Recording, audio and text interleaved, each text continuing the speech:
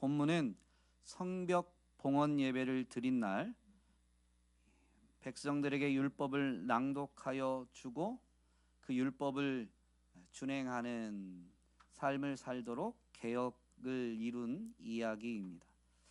율법에 따르면 암몬과 모압 사람은 영원히 하나님의 총회에 참석하지 못한다라고 선언했습니다. 그래서 이 율법을 낭독하니까 백성들은 율법을 따라서 이방 무리를 이스라엘 가운데에서 모두 분리시켰습니다. 또 느헤미야는 도비아에게 성전의 큰 방을 내어준 엘리야십 제사장을 꾸짖고 그 방에 있던 세간을 깨끗하게 치우고 이제 그 방이 본래 목적대로 성전 그릇들 곡식 제물 유향을 드려 놓도록 지시했습니다. 또한 레위인들이 생활을 위해 저마다 밭이 있는 곳으로 떠난 것을 알고 느헤미야는 성전 창고 관리들을 꾸짖고 정직하다고 인정을 받는 사람들을 책임자로 세우게 됩니다. 그리고 나서 14절에 이렇게 행한 모든 일들을 하나님께 기억해 주십시오 라고 기도하고 있는 것을 볼 수 있습니다. 우리는 이 느헤미야가 성벽 봉헌 예배를 드린 날 또다시 포로기한 공동체의 신앙 개혁을 단행한 이야기를 통해서 하나님이 어떤 분이신지 되새길 수 있는데요. 2절 말씀에 보니까 하나님이 어떤 분이시라고 명확히 선언하고 있습니다. 2절 끝부분에 보면 그러나 우리 하나님은 그 저주를 바꾸어 복이 되게 하셨다. 여러분, 여호와는 저주를 바꾸어 복이 되게 하시는 하나님이십니다. 이 부분은 이제 출애굽한 이스라엘 백성들이 광야 40년을 지나서 이제 약속의 땅에 다다르게 되는데 거의 약속의 땅에 다다를 즈음에 이제 요단 동편에 이르게 되죠. 그 요단 동편에는 바로 이 암몬과 모압 족속이 있었는데 특별히 모압 왕 발락이 자신들의 힘으로 이 이스라엘을 대적하기가 버거우니까 당시 유명했던 예언자 발람을 불러다가 뇌물을 주면서 이스라엘을 저주해 달라라고 요청하게 됩니다. 발람이 이스라엘을 저주하려고 하지만 하나님이 저주하지 못하도록 막으시고 저주하려고 했지만 하나님은 도리어 축복하게 해주셨죠. 하나님은 진실로 택한 백성들을 향한 저주를 바꾸어서 복이 되게 하신 하나님이십니다. 그렇다면 우리는 이 하나님이 저주를 바꾸어 복이 되게 하시는 분이다라는 것을 본문에서 확인했는데 그 하나님을 정말로 믿는다면 여러분 우리는 삶의 자리에서 어떻게 살아가야 될까요?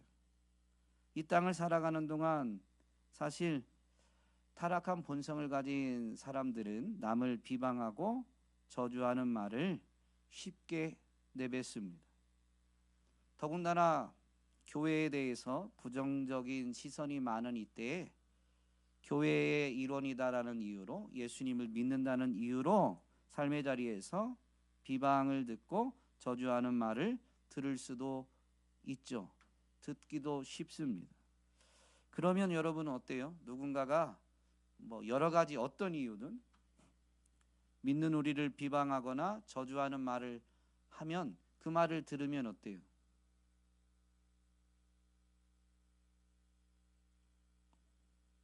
아무 영성이 벌써 저녁 기도에 나오신 분들은 영성이 탁월하셔가지고 그런 말에 전혀 요동치 않으시고 주님만 바라보시는군요.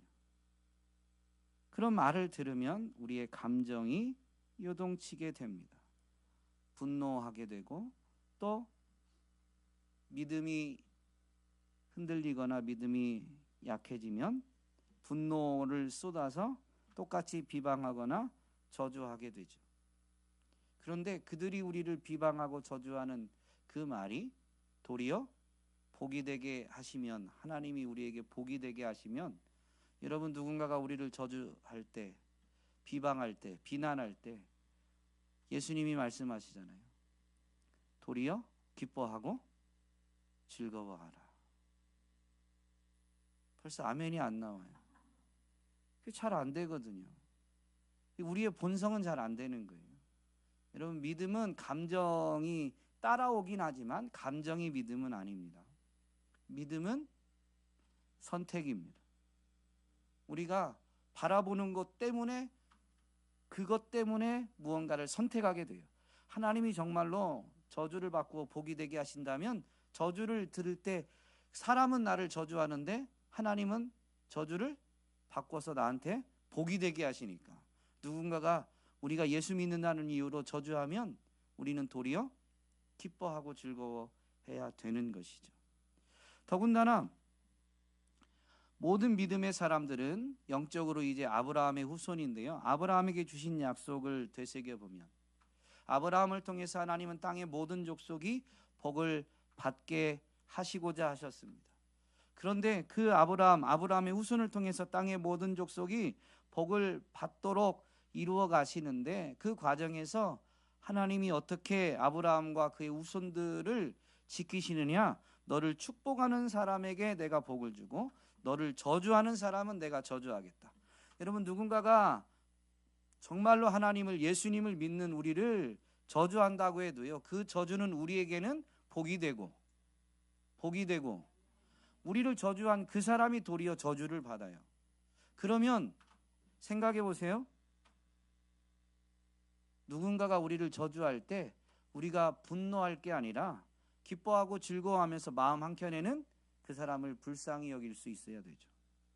저렇게 말한다고 내가 어렵게 되거나 내가 저주를 받는 게 아닌데, 아무것도 영적인 진리를 모르니까 그 말을 하면 그 말한 대로 자기에게로 돌아오게 되는데, 그것도 모르고 기분이 나쁘다고, 속상하다고, 또는 세상적인 방식 때문에, 그 욕심 때문에 다른 사람보다 자기의 우월함을 드러내려고 비난하거나 정죄하면서 자기가 우월하다라는 것을 과시하려고 하는데 전혀 모르고 하는 거죠. 근데 아는 사람은 그럼 어떻게 해야 돼요? 대화가 안 통할 것 같으면 불쌍히 긍휼히 여기고 거기에 맞장구 쳐서 화를 낼 게 아니라 불쌍히 긍휼히 여기고 그를 위해서 기도해야 됩니다. 하나님, 용서해 주십시오. 여러분이 믿음의 시선이 있었던 스데반 집사님입니다. 스데반 집사님도 자기에게 돌을 던지는 사람들을 향해서 저들이 알지 못해서 저러고 있으니 하나님 용서해 주십시오 라고 기도하지 않았습니까? 여러분, 정말로 하나님이 어떤 분이신지를 우리가 믿는다면 우리는 우리를 향해서 비난, 비방하고 저주하는 이들을 불쌍히 긍휼히 여기고 용서하는 기도를 올려 드릴 수 있어야 되겠습니다. 우리는 본문에서 또 영적인 교훈을 얻게 되는데요, 첫째로 참된 믿음의 성장과 변화는 말씀에 대한 순종으로 시작된다라는 것입니다. 3절 말씀에 보니까 백성은 이 율법의 말씀을 듣고 그 말씀대로 이제 순종하게 됩니다. 그래서 이스라엘 가운데서 모든 이방 사람들을 분리시켰습니다. 왜냐하면 이 암몬 사람과 모압 사람은 영원히 하나님의 총회에 참석하지 못한다라고 율법에서 선언하고 있기 때문에 이렇게 행한 것이죠. 물론 여기서는 혈통적으로 암몬과 모압이 아니라 하나님의 백성인 이스라엘을 저주하는 사람들을 가리키는 것입니다. 여러분, 누군가가 교회를 저주하는데 교회의 구성원이 같은 영적인 가족이 될 수 있겠습니까? 그렇지 않죠. 어쨌든 이 포로귀한 공동체는 모세의 책 율법을 듣게 되었고 또 그 말씀대로 이제 이방인들을 그들 가운데에서 분리시키는데, 이어지는 내용에 보면 도비아를 또 이렇게 포함해서 이스라엘 가운데에서 모든 이방인들을 분리시키게 됩니다.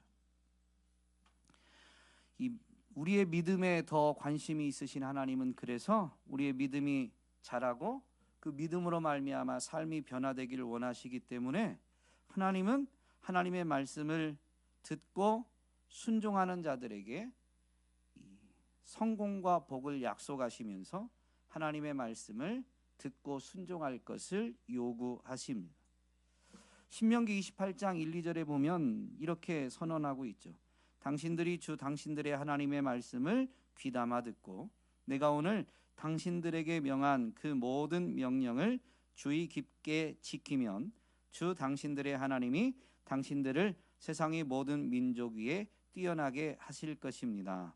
당신들이 주 당신들의 하나님의 말씀에 순종하면 이 모든 복이 당신들에게 찾아와서 당신들을 따를 것입니다 라고 하면서 이제 성에서도 들에서도 나가도 들어와도 복을 받는다라고 하면서 복 받는 이야기가 쭉 나오는데요, 그 복이 그냥 오는 게 아니고 하나님의 말씀을 귀담아 듣고 그 말씀에 순종하면 복이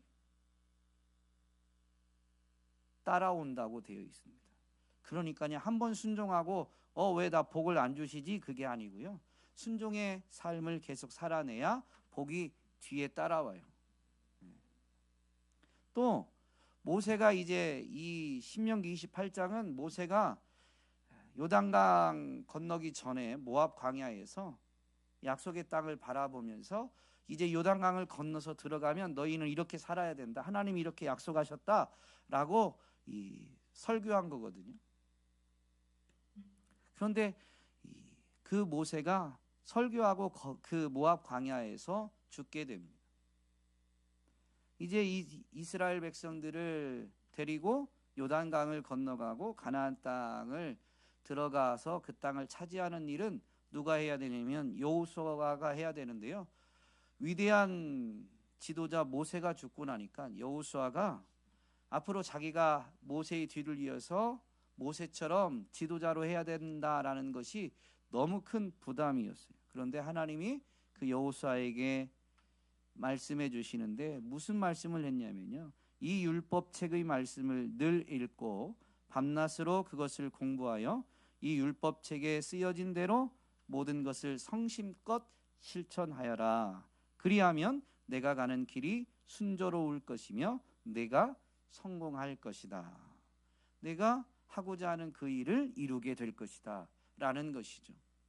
여러분, 무언가를 하고자 하는 그 일이 이루어지는 데 있어서 물론 우리가 인간적으로 갖추어야 되는 이 실력이 분명히 필요합니다. 있어야 됩니다만은, 그러나 근본적으로는 하나님의 말씀을 읽고 묵상하면서 그 말씀을 성심껏 실천할 때에야 여러분 우리가 가는 길이 순조롭게 되고 우리가 하고자 하는 그 일을 결국 성공하게 될 것입니다.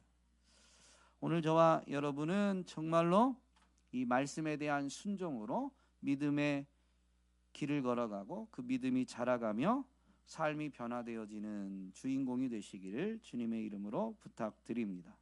두 번째로 참된 믿음의 성장과 변화가 지속되기 위해서는 영적인 지도자가 필요하다라는 것입니다. 6절 말씀에 보니까 이제 이스라엘 백성들이 사실 이 앞에서도 이미 이 느헤미야를 중심으로 느헤미야에 의해서 영적인 개혁, 신앙의 개혁들을 단행했었는데 그 느헤미야가 잠깐 동안 이제 아닥사스다 왕을 만나러 갔게 됩니다. 그리고 왕의 허가를 다시 받아서 포로기한 공동체에게 유다 땅으로 예루살렘으로 돌아오게 되는데 그 기간 동안 느헤미야가 자리를 비우게 된 거죠. 그런데 그 사이에 이미 본문에서 알 수 있는 것처럼 원래 이미 앞에서 이방인들을 이스라엘 이 포로기한 공동체에서 분리해서 다 내쫓았었는데 느헤미야가 없으니까 다시 이방인들과 더불어 지내고 그들과 통혼하게 된 거죠. 그래서 느헤미야가 다시 와서 하나님 말씀을 읽어주고 말씀대로 해야 된다라고 다시 요구한 겁니다. 또 성전 예배가 회복되도록 느헤미야는 제사장과 레위인들을 불러 모았고 그들에게 성전에서 섬기는 일에만 집중하도록 그들의 몫을 챙겨주도록 11조와 각종 헌물을 바치도록 분명히 선포했었습니다. 명령했었습니다. 그리고 그렇게 해서 이 제사장과 레위인들이 성전에서 섬겼는데 느헤미야가 없는 사이에 이 일들이 소홀히 되자 레위인들은 이제 자신들도 생존을 위해서 생활을 위해서 성전에서 섬기는 일에 집중하는데 이제 자신들의 몫이 주어지지 않으니까 밭으로 가서 직접 일해서 생활하게 되는 거죠. 그래서 느헤미야가 다시 와서 이 일을 꾸짖고 이제 성전 창고의 관리를 정직한 사람으로 세우면서 백성들에게 다시 11조와 각종 헌물을 갖다 바치도록 명령했습니다. 참 인간이 얼마나 연약한지 순간순간 당장에 이 손에 쥐어지는 이익들 때문에 영적인 것이 뒤로 미뤄지게 되는 경우들이 얼마나 많은지 모릅니다. 그래서 그것을 늘 되뇌이게 해주고 하나님의 말씀을 읽어주고 선포하면서 이 말씀대로 살아야 된다라고 독려하는 그 영적인 지도자가 있는 것과 없는 것이 분명히 차이가 있는 거죠.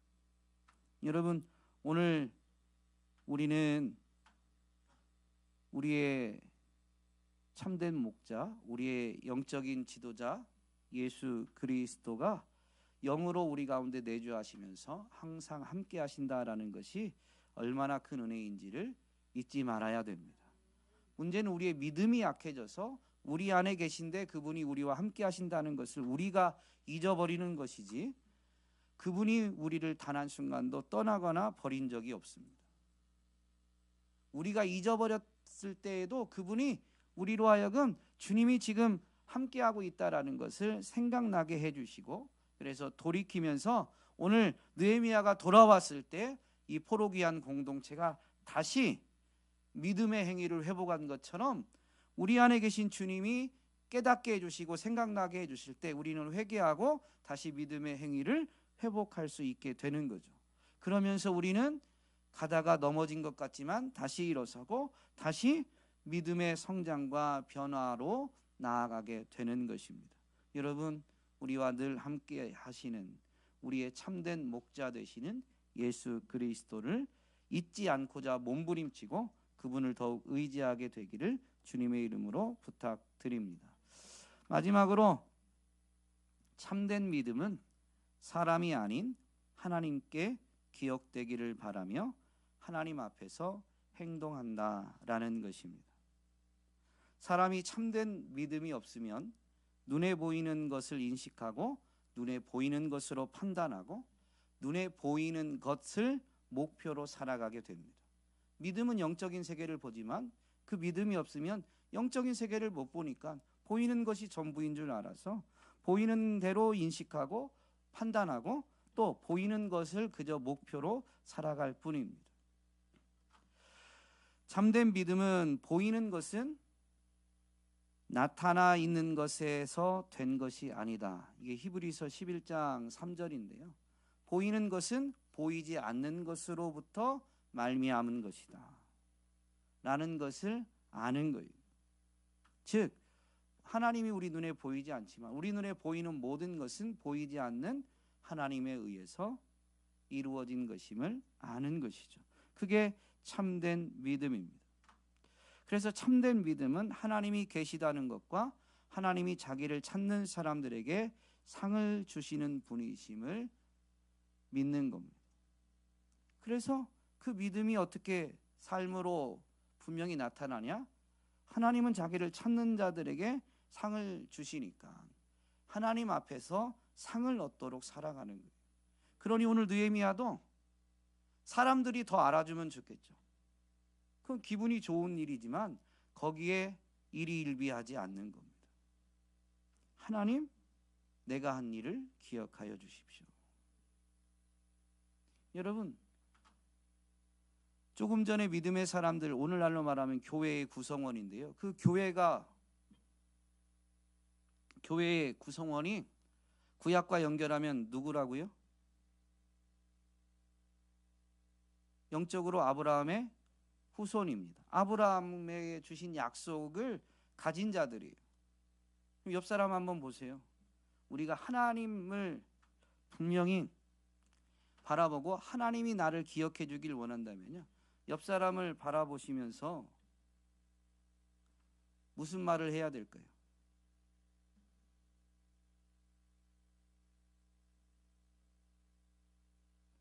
아니, 왜 말이 없으세요? 무슨 말을 해야 돼요? 축복하는 말. 그럼 옆 사람을 축복하면 그 복이 누구한테도 와요? 나한테도 와요.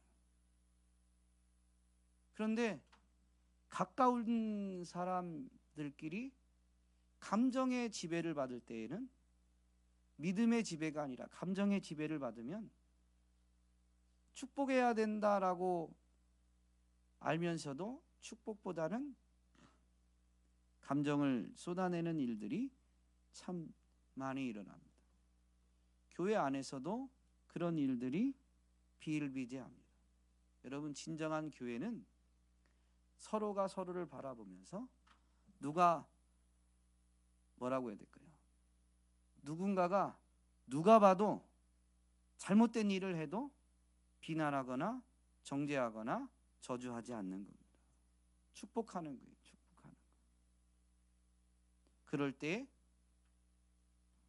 그 복이 그 사람에게도 임하고 그를 축복한 나에게도 임하게 되니까.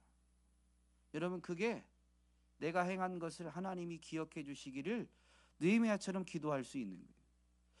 기도한다는 것은 그 믿음이 있는 거죠. 하나님이 분명히 우리가 행한 걸 다 보시고 계시다. 하나님이 아신다. 그게 진정한 믿음이면, 여러분, 하나님 앞에 참된 믿음의 사람은 이걸 하나님이 보시고 아시니까. 여러분, 그래서 교회는 정말로 성경이 말하는 영적인 진정한 교회는요, 비난과 정죄나 불평과 원망하는 말이 하나도 없습니다.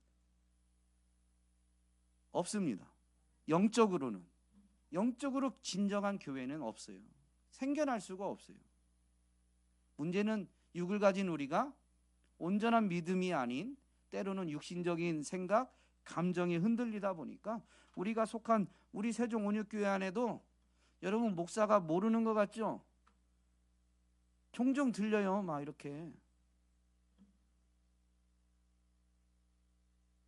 근데 그게 어떤, 뭐라고 해야 될까요?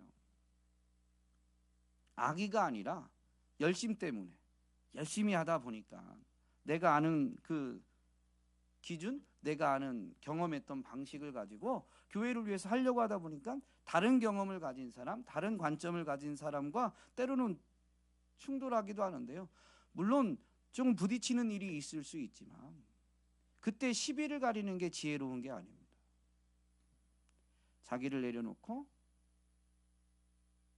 나와 충돌한 사람을 축복하는 게 진정한 영적인 지혜인 거죠. 그런 사람은 오늘 참된 믿음의 사람이요, 그 참된 믿음으로 인해서 하나님 앞에 이렇게 기도하게 되는 거죠. 하나님, 내가 한 일을 기억하여 주십시오. 어떻게 이렇게 기도할 수 있어요? 그는 사람을 만족시키기 위해서 행한 게 아니라 하나님을 만족시키기 위해서 행했기 때문에 사람이 알아주지 않아도 하나님 기억하여 주십시오 라고 기도하게 되는 거죠. 오늘 저와 여러분이, 우리 교회가 좋은 교회잖아요. 별로 안 좋은 교회. 좋은 교회잖아요. 우리 교회가 좋은 교회지만 성경에서 말하는 그 영적으로 말하는 그 교회와 100% 일치하는 완전한 교회는 아닙니다. 그래서 우리 교회 안에서도 신앙생활하다 보면 좀 소리가 날 때도 있고 안 좋은 일이 일어날 때도 있지만, 여러분 잊지 마십시오. 참된 믿음의 사람은 그때 사람을 바라보는 게 아니라 하나님을 바라보고, 내가 아무리 옳다라고 생각이 되어지고 100번 생각해도 나는 잘못한 게 하나도 없다라고 생각이 되어져도 참된 믿음의 사람은 자기가 잘못한 것처럼 자기를 낮추고 상대방을 인정하고 더 나아가서 축복하고 그러면서 하나님이 기억해 주시기를 바라게 되는 겁니다. 오늘 저와 여러분이 언제 어디서든 참된 믿음으로 하나님을 기쁘시게 해드리고 하나님이 기억하시는 삶이 되어지기를 주님의 이름으로 축복합니다. 오늘 같이 찬